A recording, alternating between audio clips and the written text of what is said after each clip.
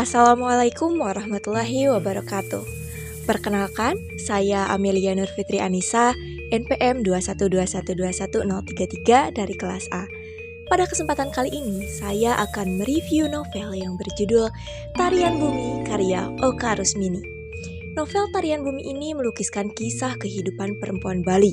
Tokoh perempuan yang diceritakan dalam novel ini bernama Ida Ayu Tlaga Bidada yang lahir dari rahim seorang ibu bernama Luh Sekar berkasta Sudra, kasta terendah dalam masyarakat Bali, yang menikah dengan kasta Brahmana sehingga ia berganti nama menjadi Jero Kenanga. Telaga ini mendapat nama depan bangsawan berupa Ida Ayu dari ayahnya yang berkasta Brahmana, yaitu bernama Ida Bagus Ngurah Bidada. Ternyata ayat telaga ini adalah sosok laki-laki yang tidak memiliki etika, dan apabila ia sedang di rumah, maka pekerjaannya itu hanya adu ayam dan minum tuak. Singkat cerita, ayahnya telaga ini meninggal dunia. Kemudian masalah yang sesungguhnya pun hadir ketika telaga diam-diam menaruh hati pada laki-laki yang tidak sesuai dengan kriteria ibunya. Telaga mencintai seorang laki-laki dari kasta Sudra bernama Wayan Sasmita. Dari sana terdapat pertentangan baik dari masyarakat Bali, kemudian keluarga Telaga ataupun keluarga Wayan. Mereka berpandangan bahwa jika seorang perempuan Brahmana menikah dengan laki-laki dari kasta Sudra, maka akan menimbulkan suatu kesialan. Namun, Telaga dan Wayan ini tetap pada pendiriannya. Akibat dari keputusan yang dibuat oleh telaga ini, maka ia harus rela untuk melepaskan gelar kebangsawanannya. Nah, pada akhirnya mereka berdua ini pun menikah. Kemudian mereka dikaruniai seorang anak bernama Luh Sari. Pernikahan Telaga dan Wayan ini tidak berlangsung lama karena Wayan menderita sakit jantung sehingga menyebabkan ia meninggal dunia. Nah, dari cerita novel tersebut, jika bercermin pada pendekatan sosio-psikologis, terdapat poin penting mengenai sosio-psikologis tokoh dan penceritaannya, yakni dari sisi sosiologi, terdapat interaksi sosial antara masyarakat Bali dan juga tokoh dalam novel. Hal tersebut tergambar dari hubungan timbal balik antara masyarakat dari kasta yang sama ataupun dari kasta yang berbeda. Kemudian adanya konflik yang memengaruhi kondisi psikologis tokoh, yakni pada saat Telaga dan Wayan ini bersikukuh untuk menikah, kemudian ditentang oleh keluarga dan masyarakat. Nah, maka di sana terjadi pergolakan batin bahwa apa yang mereka putuskan, maka mereka juga harus siap menanggung risikonya. Selanjutnya, terdapat kisah percintaan antara Wayan Sasmita dan Telaga yang membuat perasaan mereka bahagia, dan itu berdampak pada psikologis tokoh.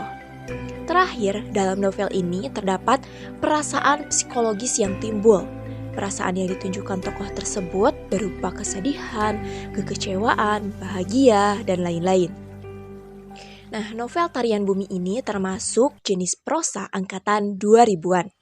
Hal tersebut dibuktikan dengan pendapat ahli sastra bernama Kori Layun Rampan. Ia menulis buku yang berjudul Angkatan 2000.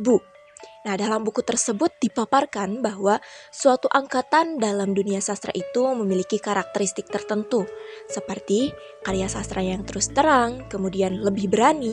Ini tergambar pada novel Tarian Bumi, yakni pada saat Telaga berani menentang adat istiadat dan budaya Bali yang berlaku, karena perempuan berkasta Brahmana itu menikah dengan kasta Sudra, yaitu dengan Wayan Sasmita. Nah, pada buku angkatan 2000 tersebut juga, Kori Layu Rampan ini mencantumkan 76 sastrawan beserta karyanya dalam bentuk antologi, salah satunya meliputi Oka Rusmini. Nah, oleh karena itu dapat disimpulkan berdasarkan ahli sastra Kori Layu Rampan ini, Oka Rusmini termasuk dalam sastrawan angkatan 2000. Begitu juga dengan salah satu novel berjudul Tarian Bumi yang terbit pada tahun 2007. Baik, selanjutnya saya akan mengemukakan mengenai kelebihan dan kekurangan novel Tarian Bumi. Yang pertama, kelebihan novel. Kelebihan novel ini yaitu ceritanya menarik untuk dibaca karena menceritakan tentang adat istiadat dan kebudayaan yang kental dalam masyarakat Bali. Kemudian kelebihan yang lain, pembaca diajak untuk tenggelam dalam bacaan karena ceritanya ini membuatnya penasaran. Kemudian terdapat juga skema silsilah keluarga pada halaman belakang buku sehingga memudahkan pembaca dalam mengingat nama-nama yang ada di dalam novel. Nah, kekurangan novel ini yaitu panggilan yang digunakan pada masyarakat Bali ini membuat orang awam sedikit kebingungan termasuk saya karena tidak tahu mengenai masyarakat Bali. Namun setelah membacanya, saya menjadi mengetahuinya. Nah, di sisi lain, Oka ini mengambil budaya Bali sebagai latar tulisannya. Nah, novel ini sebagai bentuk kritikan keras terhadap sistem patriarki yang selama ini merugikan masyarakat sekitar. Oka juga melakukan pemberontakan dalam tulisannya dengan suatu pemikiran bahwa perempuan itu berhak untuk memilih. Nah, cerita novel ini telah menunjukkan kritikan Oka terhadap penindasan struktur budaya Bali seperti tingkah laku laki-laki Bali, kemudian hierarki kasta Bali, dan lain-lain. Sekian pemaparan yang dapat saya sampaikan. Mohon maaf apabila terdapat kekurangan. Terima kasih. Wassalamualaikum warahmatullahi wabarakatuh.